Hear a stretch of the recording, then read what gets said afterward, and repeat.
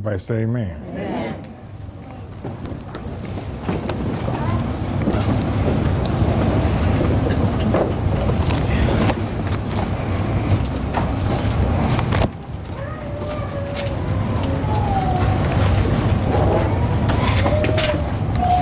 Turn to 1 Corinthians chapter 3. This is not the text, but it's the foundation for the message.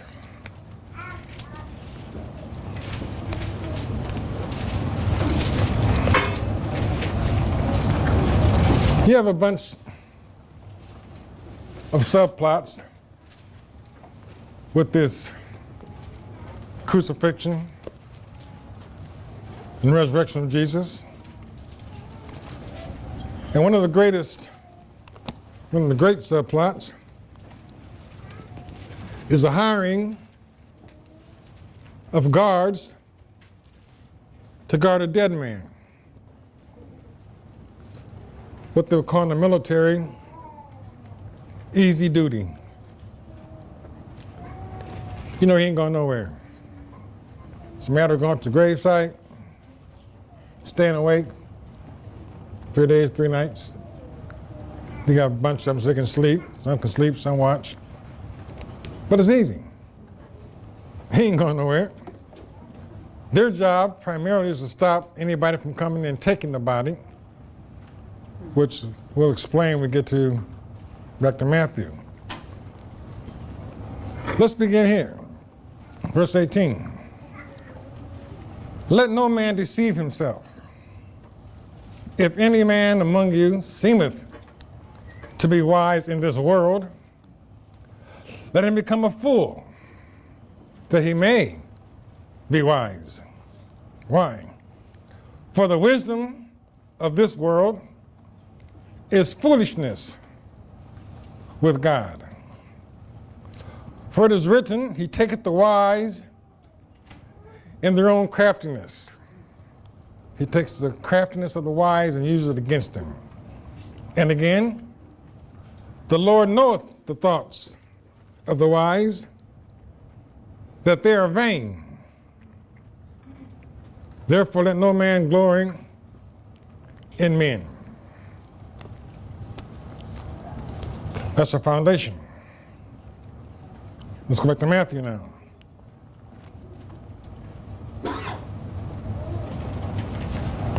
(27).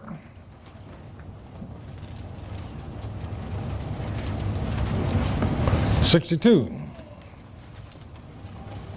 Now the next day that followed the day of preparation, the chief priests and Pharisees came together unto Pilate. You would think if they were wise men, they'd leave Pilate alone. Saying, Sir, we remember that the deceiver said, while he was yet alive, after 3 days, I will rise again. Remember that. And they got that wrong because he didn't say that. He said after 3 days and 3 nights, I'll rise again. But anyhow, with that in mind, command therefore that the sepulchre be made sure until 3rd day, lest his disciples come by night and steal him away, and say unto the people, he is risen from the dead, so that the last error shall be worse than the first. What do you mean? We're trying to get rid of Jesus once and for all, and that's why we're going to kill him.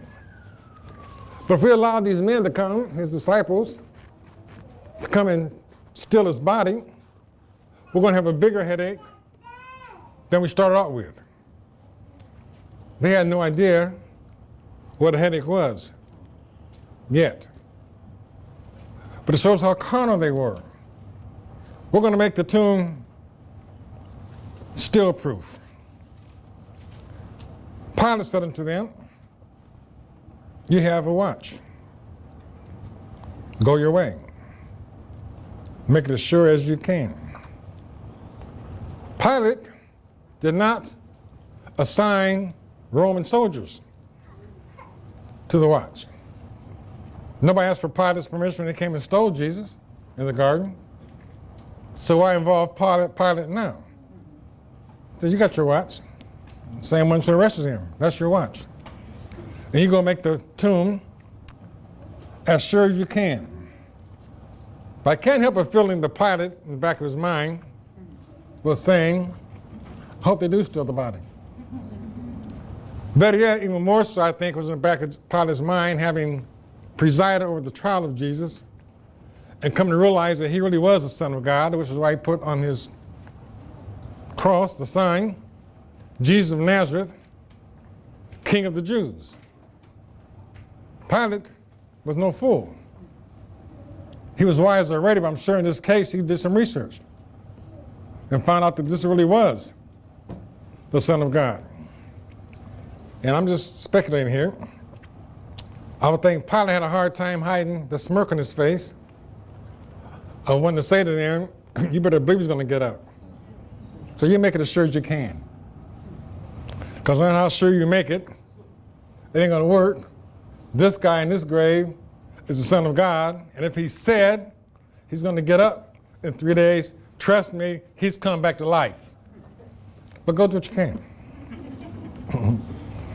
So they went.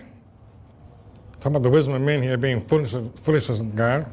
So they went and made the sepulchre sure, sealing the stone and setting a watch. Marcella, give me a clean page here. Will you?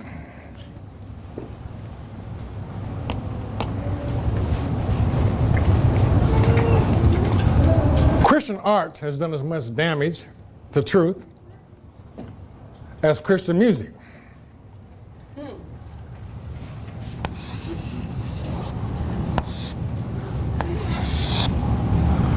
Most Christian art that'll be on the cover of most bulletins in most Christian churches today. You have a picture like this.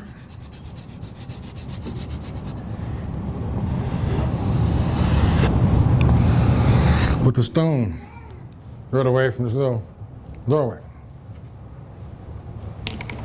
Why would a rich man build a tomb carved out of rock and have a door too little? Make sense to you? I mean, picture a funeral procession taking place. You got to go through this little 3 or 4 foot door. The pallbearers got to stop, put it down, 2 or 3 of them crawl in. Then they push the body in. The other 3 crawl in and they pick it up and continue the procession. You think Joseph or Matthew was that down? I think he had a door tall enough you could stand up, walking, carrying the body, and there's plenty of room to do it.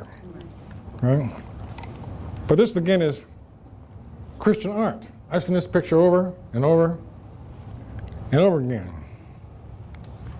We're told that the angel rolled the stone away. The Greek word is apo, and it means over there. Nobody stealing the body would roll the stone any further than this picture shows. Get access to the doorway, go in, get the body, get out. And the good thief would roll the stone back. Why have it advertised? You know, why come at nighttime to steal a body and then let it be known that we stole a body because the stone is out of place? That's easy to see, right? But a good thief will not roll the stone right there. I've said before, and I don't think I'm going too far. They rolled the stone into the parking lot. It was a way. Showing that when they see the stone, they'll say, well, look, no thief did this. Why put it over there when all they need is access to the tomb? In the end of the Sabbath, as it began to dawn toward the first day of the week, came Mary Magdalene and the other Mary to see the sepulchre. The first day of the week back then is still Sunday, as it is now. I can't picture this, the Son of God skipping the Sabbath day to get up and wait until Sunday. early, dawn, sunrise service. And behold, there was a great earthquake. This shows, I'm exposing, how sloppy the scholarship is when it comes to the resurrection of Jesus. They don't do any research at all. There was a great earthquake. For the angel, now sounds to me, the earthquake because of this angel coming down. Not any angel, the angel of the Lord descended from heaven and came and rolled back the stone from the door and sat upon it. Pretty good sized stone. He's sitting upon the stone now. Right? Now what's missing from that picture they just painted for us? Angel came down from heaven, rolled the stone away from the door, and then sat upon it. What's missing? Jesus. The guard? Jesus. Nobody came out. They don't say they rolled back the stone and then Jesus came out. They just rolled the stone back. And nobody came out. Why? Because the rolling back of the stone took place early in the morning on the first day of the week, but the resurrection took place in the evening on the seventh day of the week. So why did you move the stone then? To let you all check out the evidence. He's not here. His countenance was like lightning, and his raiment white as snow. And for fear of him, the keepers did shake. The guards. They saw him and became as dead men. He must have been a scary guy. You agree? I've been telling you for years, I don't want to see an angel. I don't want to meet an angel. Because every time somebody met an angel, the angel had to say, fear not. There's some scary creatures. And the angel answered and said unto the woman, fear not ye. For I know that you seek Jesus, which was crucified. He is not here, for he is risen as he said. The deceiver said he'd rise again after 3 days. Well, he did. Come, see the place where the Lord lay. And this is right after the rolling away of the stone. Again, that part of the story is missing. He's already gone. Well, then how did he get out? We've been through it over again. What did he do? Walk through the rock. What else would God do?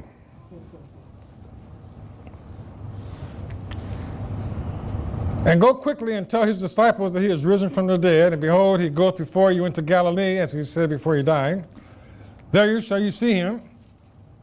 Lo, I have told you. I like that part. Here's there for a witness. He said, here's the instructions, and you've been told. My job is finished. I don't know what these guys, I mean, if an angel caused them to become as dead men, what do you think the reaction was late that evening, Saturday evening, between 3 and 6 p.m., when the stone was pierced through by a body and Jesus came walking out? I mean, that'd be scary. The angel you can understand. Okay, he came in from heaven, we saw him come down, and so on and so forth. We did not expect a man to walk through this rock. Right? Then what's it going to look like when you go back and report this? I mean, after all, your job was to guard a dead man from being stolen, and lo and behold, he steals himself. He just walked out. Well, let's pretend they did steal him. How efficient could they be at keeping his body hidden? They knew his disciples, they knew them. I'm sure like the world today, with all the espionage surveillance going on in the world today, they had it back then. They knew where John lived. They knew where Peter's house was. They knew Peter's mother, that she had been healed by Jesus of a fever, so on and so forth. They knew these things. What do? You got the greatest military power in the world. And so you go around Jerusalem and dispatch about 100,000 soldiers and let them kick in doors, right? Recover the body and really expose the lie for what it is. That's what they did. Verse 11, now when they were going, behold, some of the watch came into the city and showed unto the chief priests all the things that were done. Now Caiaphas has a brand new headache. They're telling Caiaphas, that this, he got up. Well, what do you mean? He's alive. He's alive and on the loose. We don't know where he is. Rumor is he went to heaven. But we don't know because when he came out, we passed out. We weren't ready for that, right?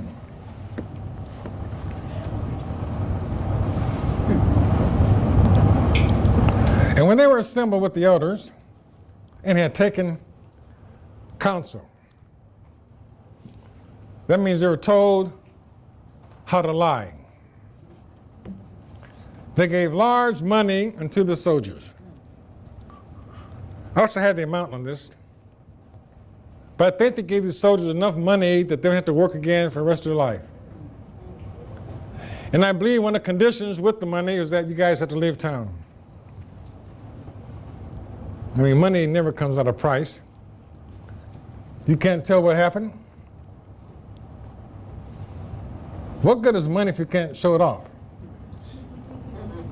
You get a big wad of money, you're going to go buy a new Cadillac or something, right? They can't do that. They can't even buy a new spear. Where'd you get the money?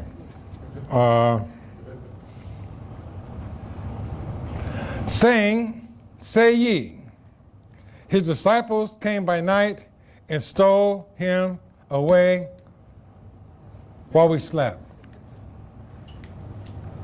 We came to this territory not long ago.